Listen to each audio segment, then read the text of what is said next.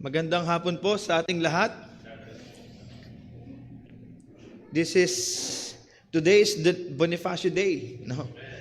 November 30. Ang bansa natin ay nagdiriwang upang alalahanin of course, Andres Bonifacio. We all know that he is one of the key figures in our Philippine Revolution. And according sa history, hindi siya mayaman, hindi rin naman siya nakapagtapos sa pag-aaral, at wala din naman siyang political power during that time. Yet, kahit ganun ang kanyang kalagayan, he became a symbol of courage and resistance during one of the darkest periods ng ating bansa. Meron siyang strong sense of patriotism, no? Nakuha niya lang naman to sa kanyang self-study, sa kanyang reflections, at saka sa kanyang observation sa mga injustices during the Spanish rule. At alam naman natin, siya yung founder at leader ng KKK, no? Kataas-taasang, kagalang-galang, katipunan anak ng bayan. Isang bagay ang napansin ko, no? O mapapansin natin kay Bonifacio at marahil sa mga kasamahan niya, lagi silang humaharap sa panganib. Literally, almost every day. Okay? They live with uncertainty. They live with betrayal. No? Even sa kagutuman, yung reality na any day could be their last day. No? Yun yung kanilang panahon. No? And, however, despite the overwhelming threats and danger around them, nagpatuloy lang sila. They pressed on. At tapang tao talaga to si Bonifacio, no? Kasi he believed dun sa cause niya, sa pinaglalaban niya, it is something greater than their fears. Alam nyo, yung buhay ni Bonifacio ay isang paalala na maaari nating makuha, no, sa kanya, that even our heroes, itong mga ano ang Tagalog ng heroes? Bayani, they were never free from danger. Hindi sila kumbaga excuse sa danger, pero they move forward with conviction. Parang sa atin, mga kanya-kanya nating buhay, we're all facing different battles or dangers, krisis sa pamilya, walang kasiguraduhan sa kinabukasan, spiritual struggles, pressure sa buhay, na tipong mas malaki pa yung pressure sa atin, di ba? Tulad nila, wala tayong kawala sa mga dangers or threats na ito. Ang pinagkaiba lang natin, we do not rely on human strength alone. Okay? Si Bonifacio, hinarap niya yung panganib gamit ng kanyang katapangan. Tayo, mga mananampalataya, harapin natin ang buhay sa magitan ng kumpiyansa. Kumpiyansa sa Diyos na meron tayo. Na siyang lubos na magpoprotekta sa atin sa panganib. Ano mang panganib yan. Kaya ngayong hapon, nais ko kayong dalhin sa isang talata sa mga awit na kung saan tutulungan tayong tumingin higit sa ating mga kaguluhan sa paligid o mga kaguluhan sa ating buhay, na mas makita natin ng Diyos kung sino siya, anong kanyang mga pangako, maging ang kanyang mga probidensya. Binasa na natin ang ating teksto. Nais ko lamang basahin siguro sa inyo, uulitin ko in English version or King James version, ang verses 1 to 4.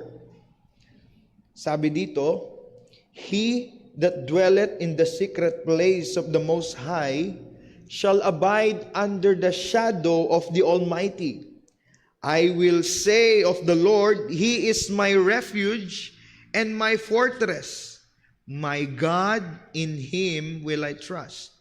Surely, He shall deliver thee from the snare of the fowler, and from the noisome pestilence. He shall cover thee with His feathers, and under His wings shalt thou trust. His truth shall be thy shield and thy buckler. Manalangin po tayo. Panginoon Diyos, kami po ay nagpupuri sa inyo, nagpapasalamat sapagkat binigyan nyo kami, Panginoon, muli ng pagkakataon na kayo ay aming purihin at sambahin. At ngayon, kami, Panginoon, ay mag-aaral muli ng inyong salita. Gamitin nyo lamang ako, Panginoon, na mensahero ninyo na maihayag ang mga katotohanan, na kagandahan, kung sino kayo, kung anong ginawa nyo, Panginoon, at kung ano po ang ginagawa nyo para sa amin. Maraming salamat, Panginoon, sapagkat meron kaming kalayaang ganito na masaliksikin at maihayag ang mga katotohanan ng inyong banal na kasulatan. Maraming salamat po. Bigyan niyo po kami ng bukas na isip at bukas na puso upang tanggapin namin ng maluwag ang lahat ng mga pagtuturo ninyo, pagtatama ninyo, upang maging magamit po ito sa aming kalaguan, sa aming pananampalataya at katatagan sa aming mga buhay. Maraming salamat, O Diyos. Ito po yung aming dalangin sa pangalan ni Jesus. Amen. Sabi ng isang theologian, sabi niya, I never realized how clearly Psalms speak to the issues of our day. We did not realize the clarity of the worldview expressed in this part of the Bible.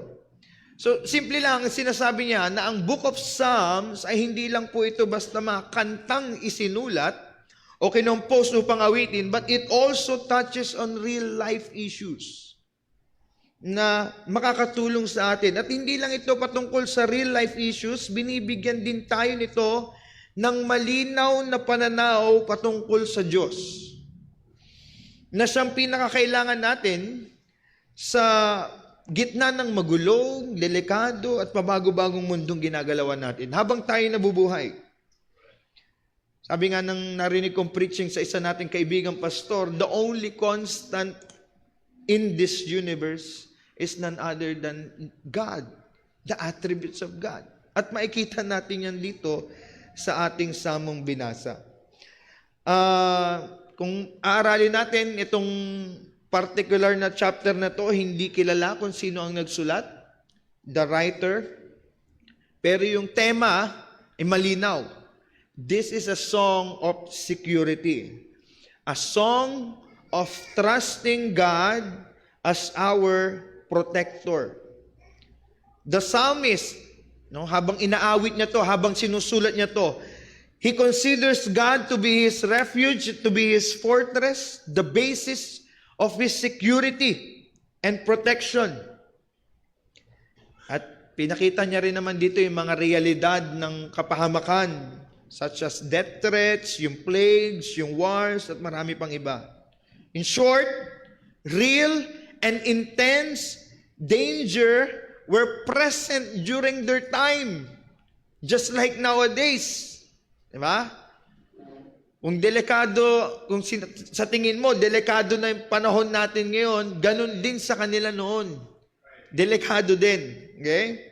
So to address the problem of failure to recognize the ultimate source of our protection and to tendency to forget our ultimate protector, ito ang mensahe na gusto kong ibigay ngayong hapon. A biblical and proper understanding of God's protection will allow us to see who He is, His providence, and His promises in the midst of our daily crisis. Makabiblia at tamang pag-unawa sa pag-iingat ng Diyos ay maghahayag sa atin kung sino siya, kung ang kanyang probidensya at ang kanyang mga pangako sa kalagitnaan ng ating araw-araw na pagsubok. Kaya ngayong hapon, parang illustration lang yan na may dalawang bata na nakatingin sa bintana. Yung isa ay nakatingin pababa, yung isa ay nakatingin sa taas. Yung isa nakikita niya yung mga putik, yung mga kadumi, kaguluhan ng paligid. At yung isa ay nakikita niya yung kagandahan ng kalangitan. What I'm trying to point out is the perspective, pananaw. Sino kaya tayo sa dalawa? Nais ko ngayong hapon na to, after ng pag-aralan nating mensahe na to, tayo yung taong nakatingin sa kalangitan, umaasa sa Diyos sa kalagitnaan ng ating mga krisis. Hindi yung mas nakikita natin yung gulo, yung danger, na para bagang wala na tayong pag-asa. Nawa tayo yung taong nakatingin sa taas. 3 bagay lang po ang gusto kong makita natin dito. The personality of God, the providence of God, and the promises of God. Una, the personality of God, o yung kanyang attributes. The characters are already given in the first 2 verses.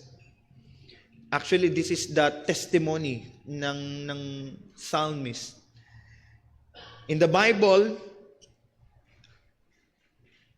binibigay ang pangalan ng tao o ng isang lugar, hindi basta-basta, pinag-iisipan to kasi may meaning eh.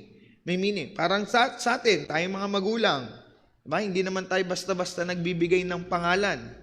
Sa ating mga anak, pinag-iisipan natin yan o anong pangalan nila, di ba? Ganon din sa Biblia. So, nung isinulat din ito, nung nireveal ng Panginoon ng kung sino siya, binigay niya rin yung kanyang mga pangalan, ang kanyang mga title, na merong kaakibat na meaning. Tingnan natin, verses 1 and 2. 4 na pangalan ng Diyos ang binigay dyan para ipakita kung sino siya at kung paano siya mamuno o mag-govern o kumilos. Una, sa verse 1, Most High. He that dwelleth in the secret place of the Most High. Sa Hebrew, ba ang ilang translation o ibang translation niyan is El Elyon. Nagpapatukoy ito sa kanyang sovereignty. The God who is sovereign over all things. The God who has the full control over all. The God who does whatever He pleases.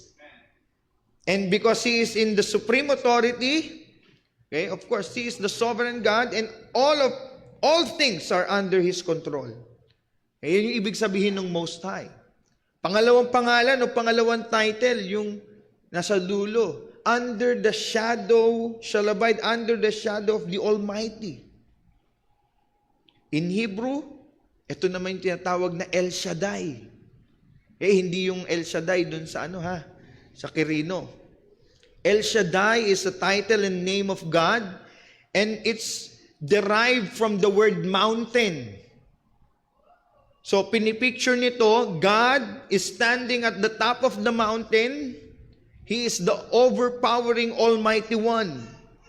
So, itong name na to, yung El Shaddai, it refers to His omnipotence, sa kanyang kapangyarihan, which means that He is the all-powerful God, the God who has the complete control over all things at all times and in all ways. Ganun pala kabigat yung pangalan ng El Shaddai, Hindi pala ito yung pinapahid-pahid lamang na o yung panyo. El Shaddai is the name of God that refers to His power. You know what? Genesis chapter 1 is a solid evidence of the power of God. Creation itself. Tayong mga tao, para gumawa ng isang bagay, kailangan natin ng mga materyales, ng tools, para magawa natin itong isang bagay.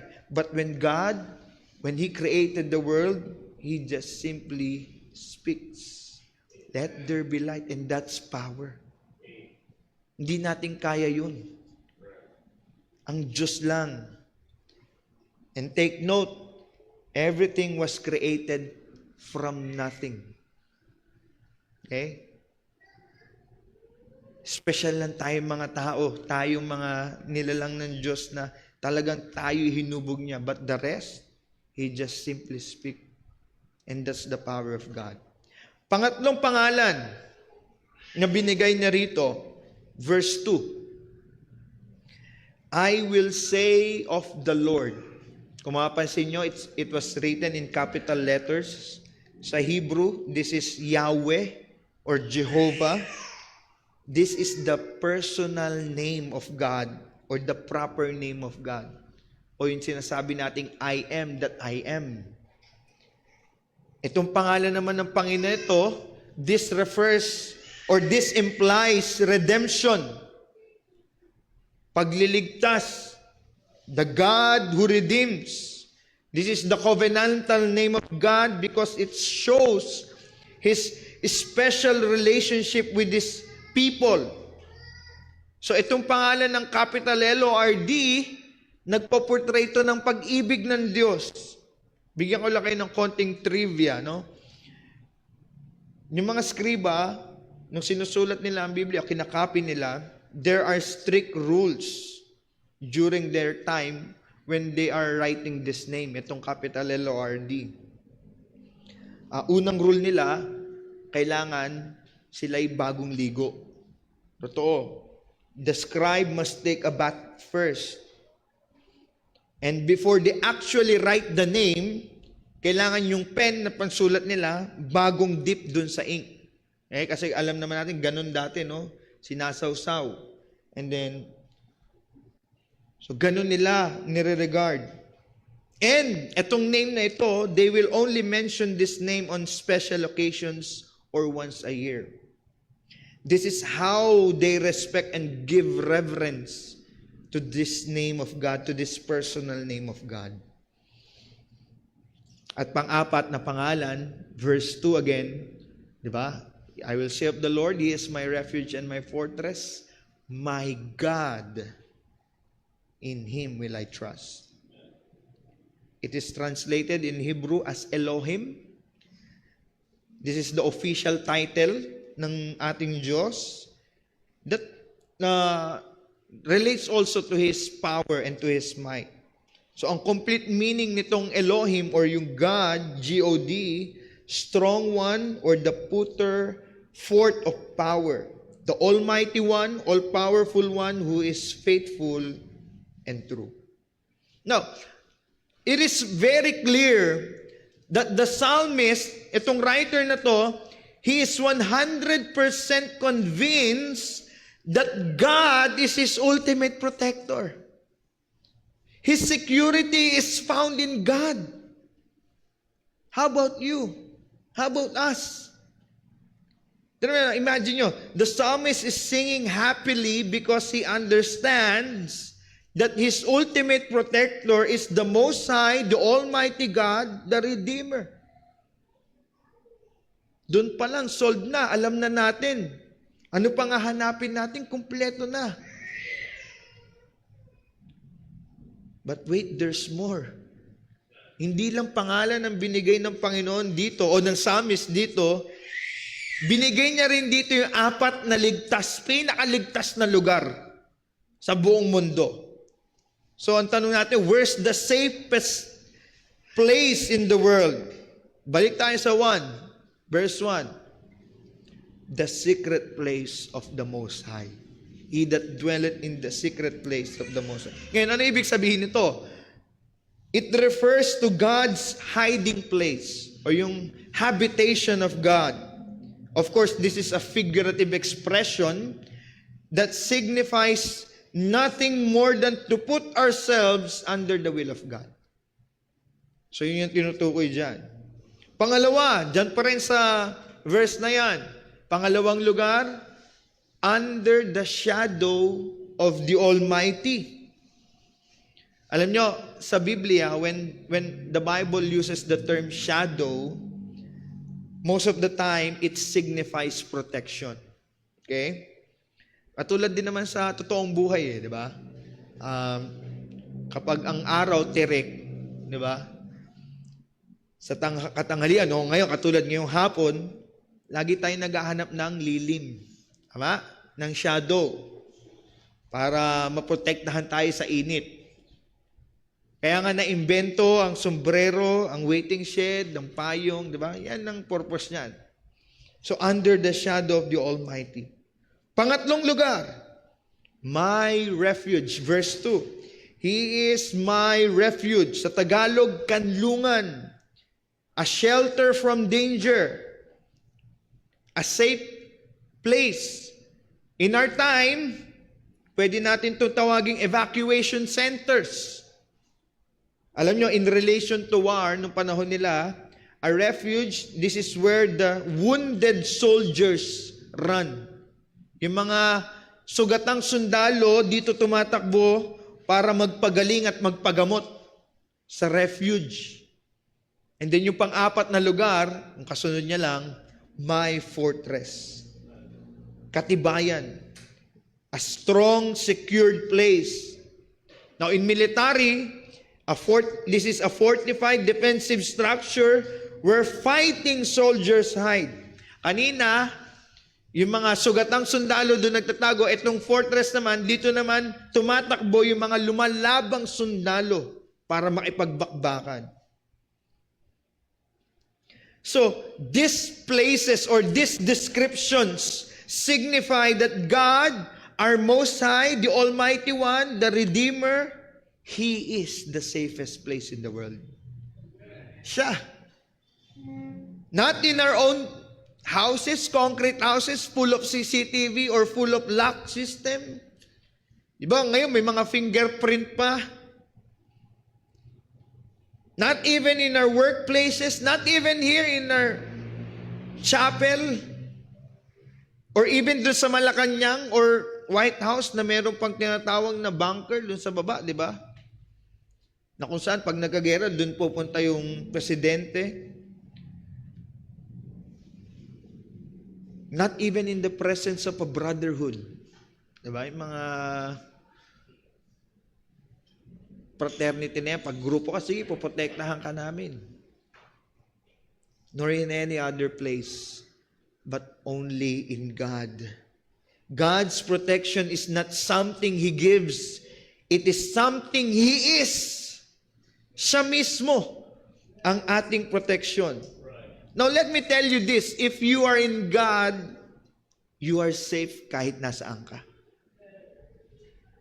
Kasi siya mismo ang ating proteksyon, siya mismo ang ating kaligtasan, na kung saan pwede natin takbuhan, pagtaguan o tirhan. Wala nang iba. Kaya kung meron kayong alam na lugar na safe na place at tinitingin mo na ito'y safe na place maliban sa presensya ng Diyos, I challenge you, lumayas ka na dyan. Umalis ka dyan, tumakbo ka na ngayon sa Panginoon.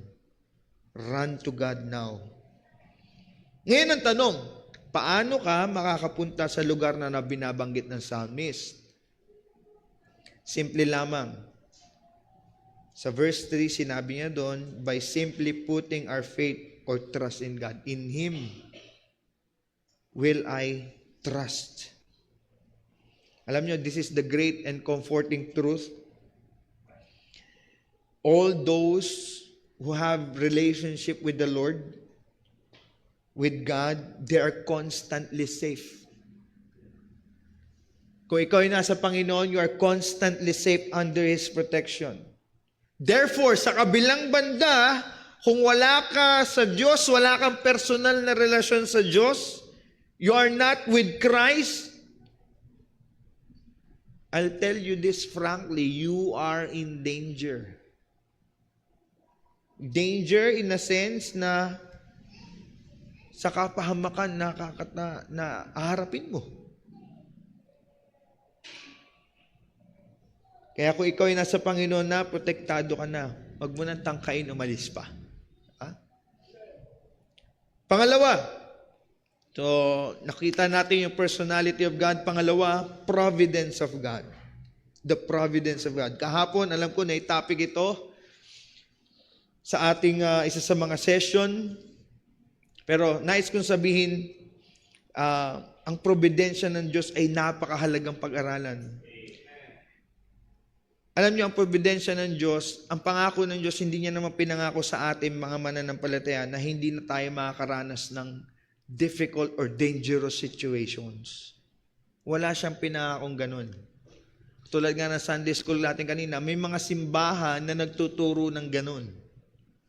Pag na kay Kristo ka na, magiging masaya na buhay mo, okay na yan, magiging mayaman ka pa o magiging healthy ka pa.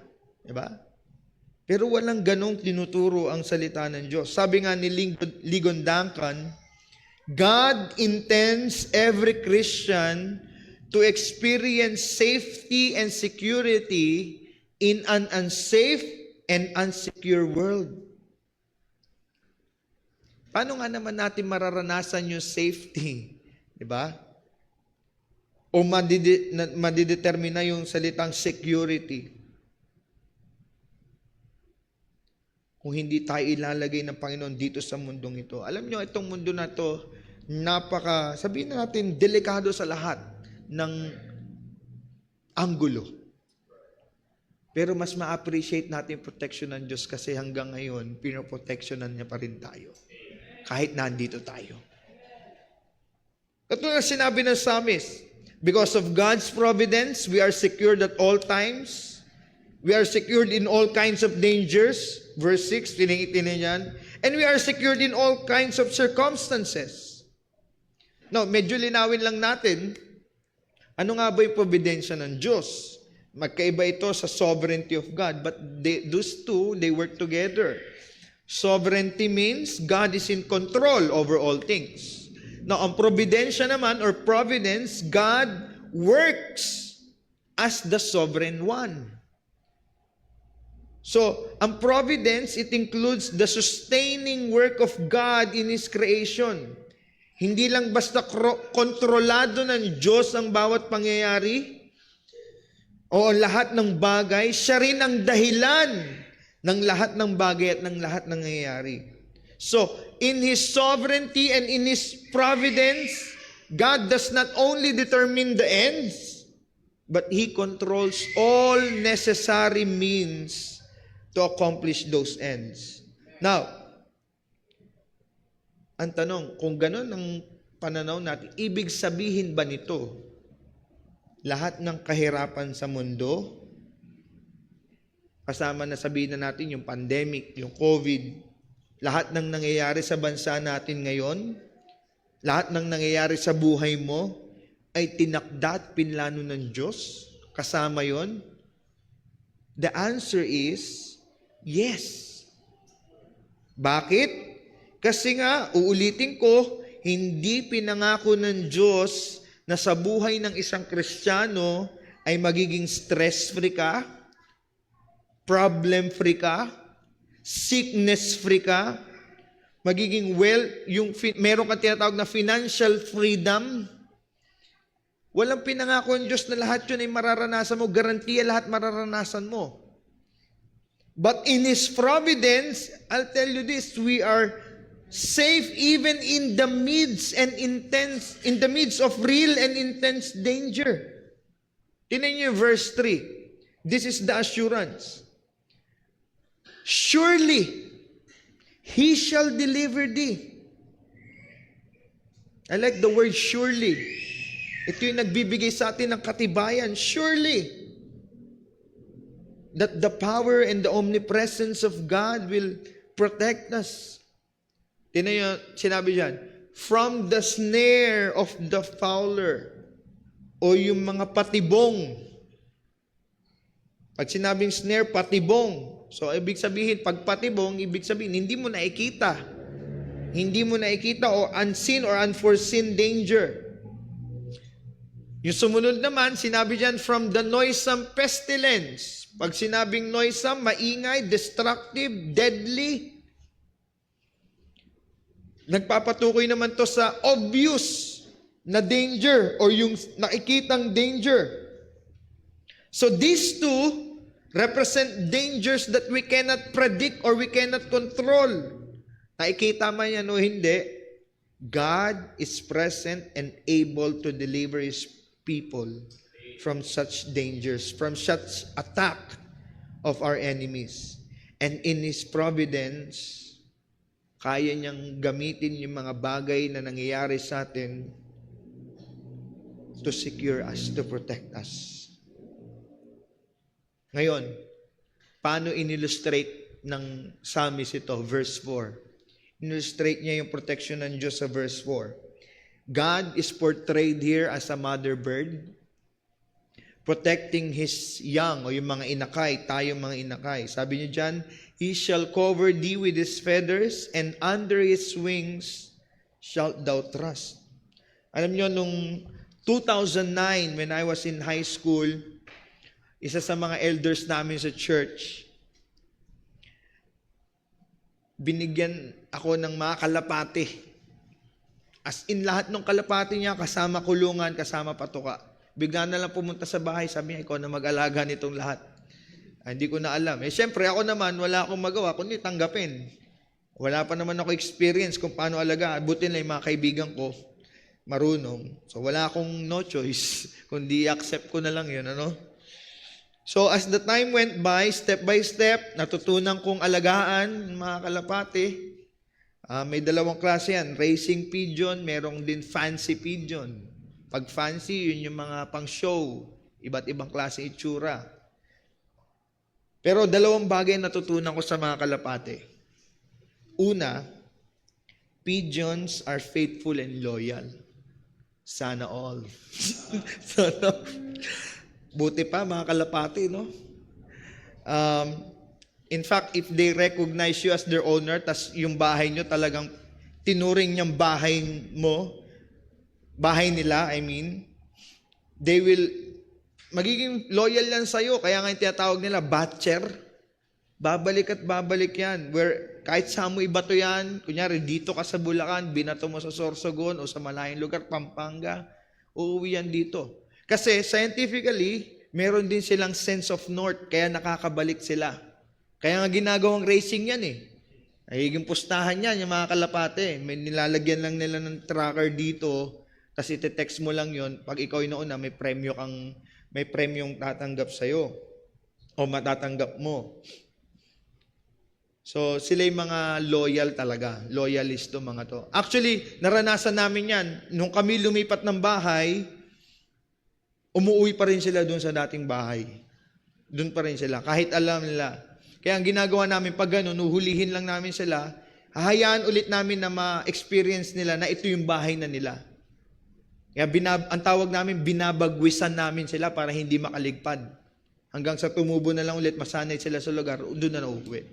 So gano'n sila i-training. Pangalawa, pigeons are protective. And they are most protective kapag sila'y merong mga inakay. Alam nyo, for 16 days, they will cover and hide their eggs under their wings. Hanggang ito ay mapisa na. At kapag ito'y napisa na, puprotektahan nila itong mga inakay nila sa lahat ng danger, sa lahat ng daga, sa malamig na panahon, sa ulan. Minsan nga, kahit sa akin pag subukan mong kunin, hahampasin ng pakpak nila ang iyong kamay.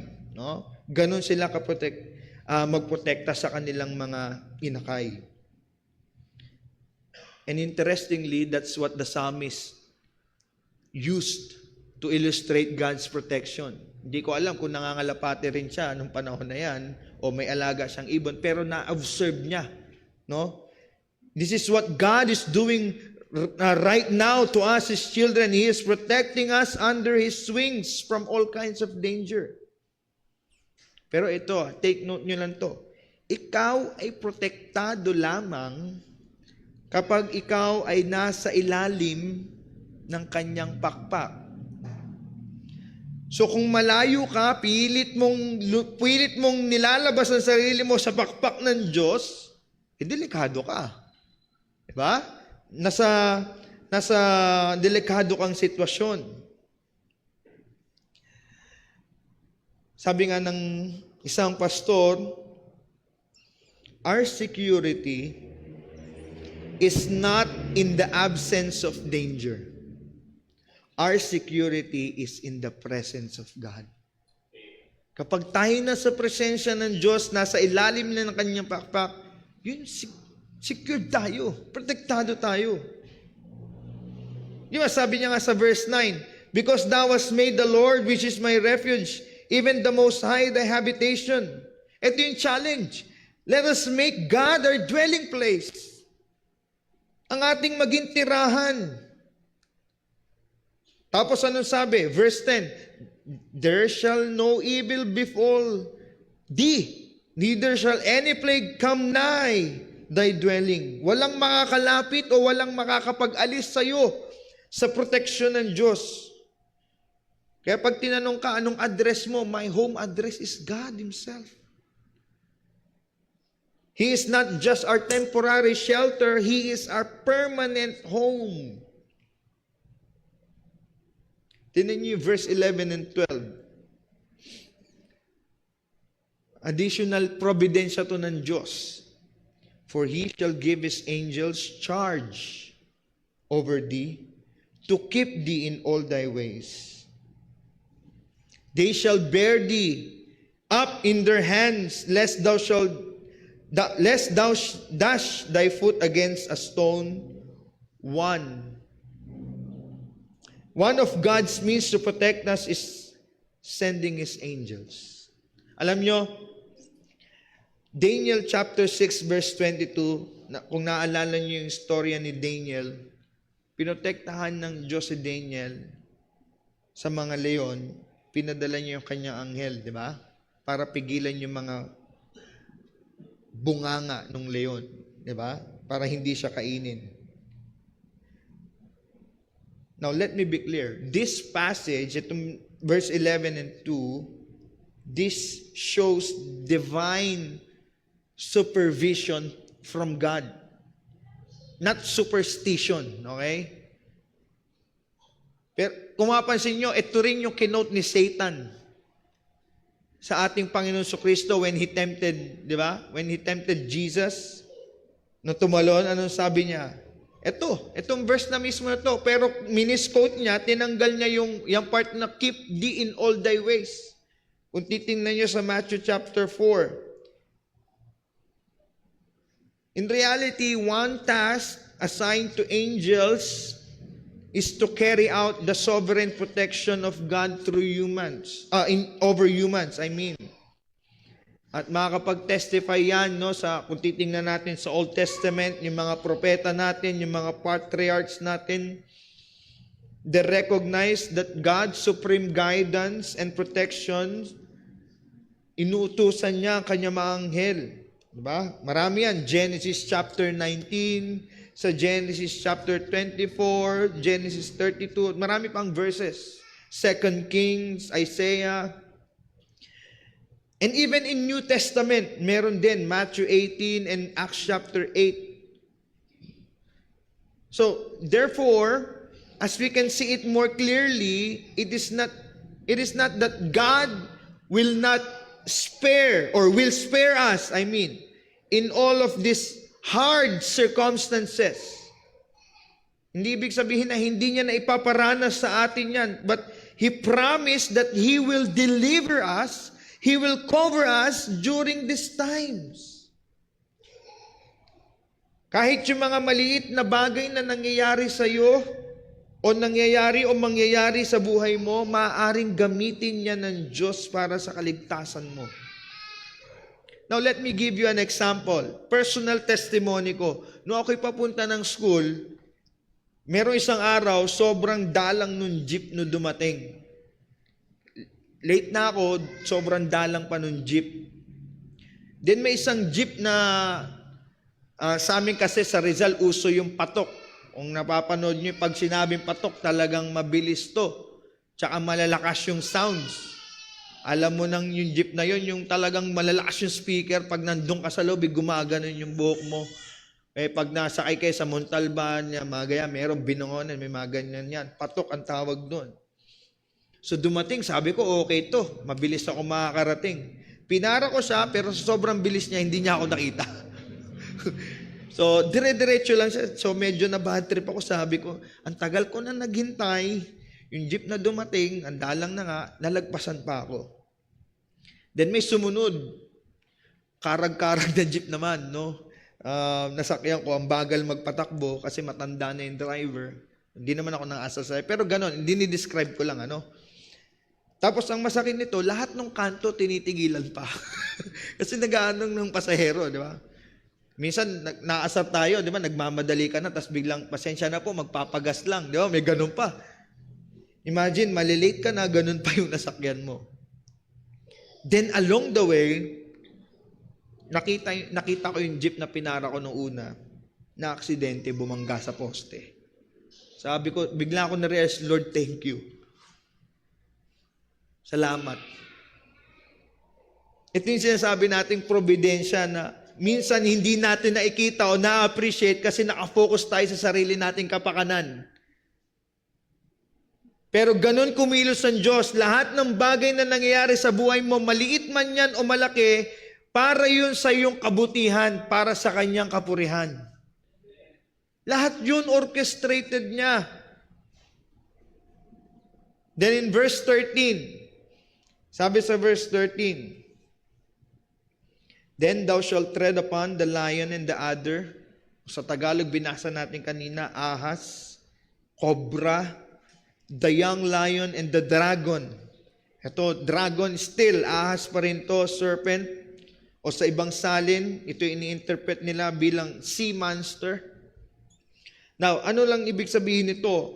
All of these are symbols of danger or deception or forces that is stronger than us. But still, in God's providence, He gives His strength over spiritual and real threats. Ibig sabihin, hindi lang tayo lumalaban mag-isa. Kasama natin ang Panginoon. Kaya ngayon, tanungin kita, nakikita mo na ba ngayon kung gaano kagaling at dakila ang Panginoon sa buhay mo? Ba? Kung unti-unti mo binabalik, kaya pala nangyari sa akin yun. Ang Diyos pala kumilos doon. Minsan di natin agad nare-realize Nababad trip agad tayo, na sumasama ang loob natin, lalo yung mga masamang nangyayari sa atin. Pero parte pala ng providensya ng Diyos yun sa atin. Para sa kabutihan pa rin natin. At panghuli, tinakay natin personality ng Diyos, ang providensya ng Diyos. At pangatlo, panghuli, yung mga pangako ng Diyos, the promises of God, verses 14 to 16. Now in these verses, ito na mismo, God Himself is speaking to us. And these verses is only for the believers, sa mga mananampalataya. Bakit? Sabi niya, because He has set His love upon me. This is equivalent to saying to fall in love, meaning dahil ako ay iyong minahal, ikaw ay aking poprotektahan, at ikaw ay aking pinoteksyonan at poprotektahan. Kasalukuyang pinoprotektahan. So yung protection ng Diyos, it comes to those who have faith and to those who love Him. So this is a call, a gospel call to sinners, that you must realize, you must recognize that your situation right now is that you are in danger spiritually. You're not protected. You must put your faith in God now, and you will be rescued eternally. Verses 14 to 16, tingnan niyo yung mga sinabi rito, yung 8 na I will, o 8 na pangako ng Diyos. Sabi niya dyan, I will deliver him. I will set him on high, or protect him. I will answer him. I will be with him. I will rescue him. I will honor him. I will satisfy him. I will show him my salvation. Simple lang mga kapatid, pinapakita lang dito ng Panginoon na kumpleto ang pangako ng Diyos. At yung Diyos na nangako, He is faithful. Siya'y tapat. I like what Hudson Taylor, he is a missionary in China, yung sinulat niya sa kanyang asawa. Nung dumadaan sila sa mabigat na sitwasyon ng kanilang buhay during their mission, during sa mission field, habang sila nagbiministeryo, sinulat niya sa kanyang asawa, sabi niya, we have 25 cents and all the promises of God. What an incredible faith Hudson Taylor has. Sana ganyan din tayo. Makita natin yung pangako ng Diyos, mga pangako ng Diyos sa atin. So, bilang pagtatapos ko mga kapatid, I hope na maging malinaw sa atin yung pag-aaral na to by expounding the biblical view of protection. Now, dalawang extreme ang dapat mawala sa ating kaisipan or yung sinasabi nating wrong view. Number one, ito yung number one wrong view. God will never let anything bad happen to us. That's a wrong view. Okay? Hindi hahayaan ng Diyos na may mangyari sa ating masama. Christians. Minsan, inaalaw ng Panginoon dumaan tayo sa mga ganitong sitwasyon para mas lalo nating ma-appreciate ang kanyang proteksyon. Pangalawang maling pananaw, God is absent when crisis comes into our life. Diba? Kaya nga na-compose yung kanta ni Gary V. ba yun? Natutulog ba ang Diyos? O nasaan ang Diyos? Kung nasaan, hindi siya absent kapag nasa krisis tayo, dangerous situation. Walang ganitong tinuro ang salita ng Diyos. So let me ask you again, going back to this text, what is the source of your security right now? Contemplate mo, reflect mo. Who is your protector? Or where does your protection comes from? Always remember this. Safety is always of the Lord. Di ba sabi yan ng Proverbs? Safety is always of the Lord. The reason why we are still here and alive, because God is protecting us. I like yung isang quote, and I will end with this. Sabi nung tagapagsulat, plagues and death around me fly, till He pleases, I cannot die. Hanggat di sinasabi ng Panginoon na umuwi ka, hindi ka mamatay. Kasi meron pa siyang purpose sa'yo. So, brethren, let us always remember this. We are safe in the arms of God. Manalangin tayo. Dakilang Diyos, kami po'y lubos na nagpapasalamat sa inyo sapagkat ang salita ninyo ay kumpleto. Ang salita ninyo ay nagbibigay sa amin ng pagtatama. At the same time, ito rin po ay nagbibigay sa amin ng comfort. Patawad po, Panginoon, sa mga pagkakataon na nakakaligtaan namin, na isasantabi namin ang salita ninyo. Lord, humihingi kami ng inyong biyaya na mas lalo naming, turuan nyo kami na mas pahalagahan namin, Panginoon, ang mga pag-aaral sa banal na kasulatan, pag-aaral ng Biblia, upang mas lalo namin kayo makilala, Panginoon. Sapagkat galing dito, o sa magitan nito, mas lalo kaming tatatag bilang mga mananampalataya. Kaya maraming salamat, Panginoon, sapagkat alam namin na sa iglesyang ito, tapat na naihahayag ang salita ninyo. Patuloy niyo pong gamitin ang iglesyang ito, ang mga mangangaral sa pulpitong ito, na sila rin po ay maging tapat na messenger. Tapat na mangangaral na walang ibang maihahayag kundi, Panginoon, kayo lamang at ang aming Panginoon Jesucristo. Kaya maraming salamat, Panginoon, sa mga mensaheng napainggan namin simula kanina umaga hanggang sa mga oras at to. Nawan lahat ng ito, Panginoon, lahat ng mga katotohanan ito ay baunin namin upang sa pagharap namin ngayong linggong ito sa mga kanya-kanya naming buhay, sa aming mga trabaho, sa mga nag-aaral, kung ano man po, Panginoon, aming pinagkakabalahan, ay dala-dala namin ito para sa kalaguan ng aming pananampalataya. Maraming salamat, Panginoon, at wala kaming ibang niluluwalhati at tinataas, kundi ang aming Panginoong Jesucristo lamang. Purihin kayo. Ito po ay aming dalangin sa pangalan ng aming Panginoong Jesus. Amen.